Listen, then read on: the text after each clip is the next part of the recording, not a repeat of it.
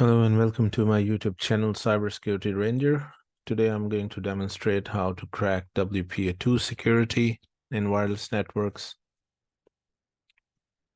So the first thing that I'm going to do is to see if my wireless card is in the monitor mode or managed mode. So as you can see, currently it is in the managed mode. So in order to enable the monitor mode, as I explained in my previous video, you can use airmon-ng. You can use iwconfig. So airmon-ng start WLAN 0 will enable the monitor mode on my wireless card. Just to re-verify. So now you can see that the monitor mode is enabled. The next thing that I'm going to do is to use AirDump in order to scan the wireless networks and find out the target Wi-Fi. So AirDump ng WLAN 0, and it starts scanning right away. As I can see, the target network is Cybersecurity Ranger, configured with WPA2 CCMP, working on channel 11 frequency channel, and then this is the MAC address. So all that you need in order to launch WPA2 is that we need the MAC address of the target, and we also need the channel number. So I'm going to use a new terminal.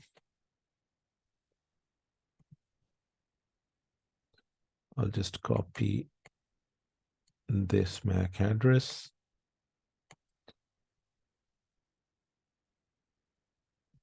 All right, so AirDump -ng -c is the frequency channel. So the frequency channel is channel 11. BSSID is the MAC address of the wireless router. -w is to write the packets that we will capture. And I'm naming the file as Cyber Ranger. WLAN 0 is the interface, right? So now what is happening is that we are actually capturing the packets and writing them in a file. I'll come back to that later, how many files are created when you start capturing by using AirDump. Now, the important thing to understand here is that in order to crack WPA, you need to capture the four-way handshake.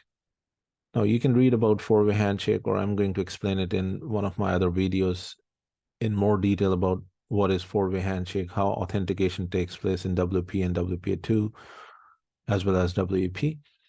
But for now, this four-way handshake, it takes place when a device is getting connected to the wireless router and the authentication takes place. Now, there are two ways that we can capture this four-way handshake. One way is that we need to wait for someone to get connected to this router.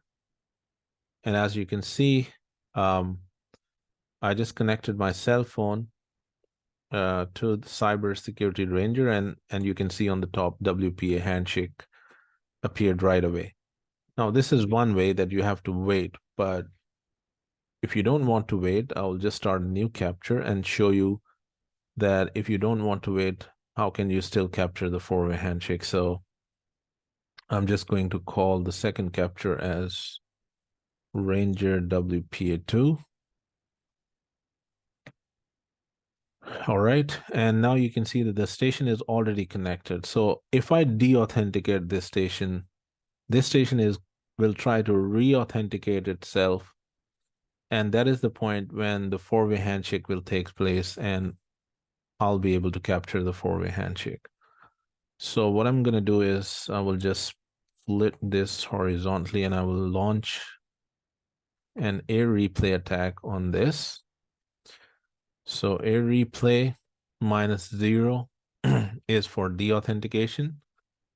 3 is to send 3 de-authentication packets. -A is the MAC address of the wireless router. -C is the MAC address of the station which is connected. So you can see here 9614 and so on. and then you have the interface name WLAN 0. So when I press this command, it will deauthenticate this station. The station will try to re-authenticate, and as it re-authenticates, you will see a four-way handshake on top of the first terminal, right? So let's go ahead. So you can see here that it sent 3 deauthentication packets, and we should just wait for some time, few seconds, that the device will try to re-authenticate itself. And when it does, you should be able to see the four-way handshake.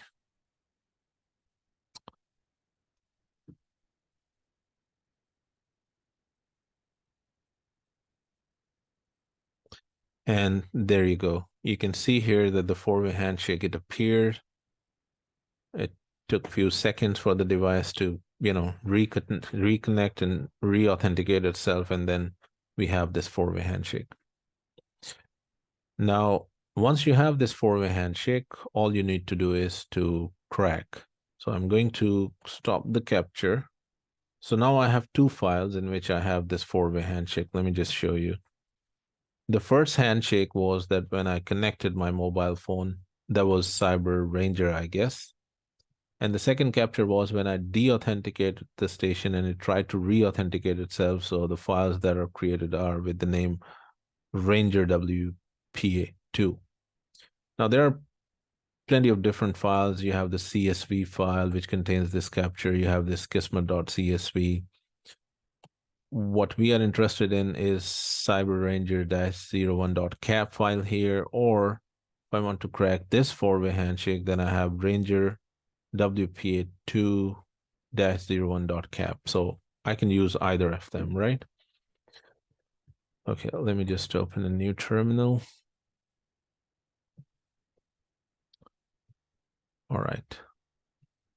Now, in order to crack this, remember that this method of cracking WPA2 is using the dictionary attack, which basically means that the user has kept an easy password, not very complex, and then you need to have a good dictionary in order to crack it. Now, it depends on how complex is the password and how big is the dictionary and what kind of device you have, how much is the graphics card or the RAM that you have on your laptop is going to take the time accordingly. But to keep it short, I'm using a small dictionary and I'm using an easy password that I can crack for the demonstration purposes.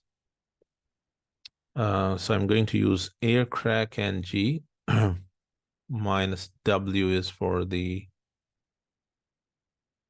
Now here minus W basically means the word list or the dictionary files. So I have it on the desktop. It's called passw_list.txt, and the file that I need to crack is ranger WPA2-01.cap file, right? So let's hit enter and see if it can crack the key. Now, I should tell you the password is capital P at SSW0RD. So that should be the password or the key for the WPA2 that I kept for this target Wi-Fi.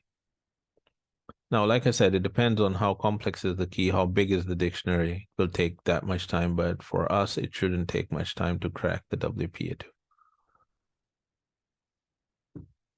All right, so here you can see the key is found, capital P at SSW0RD.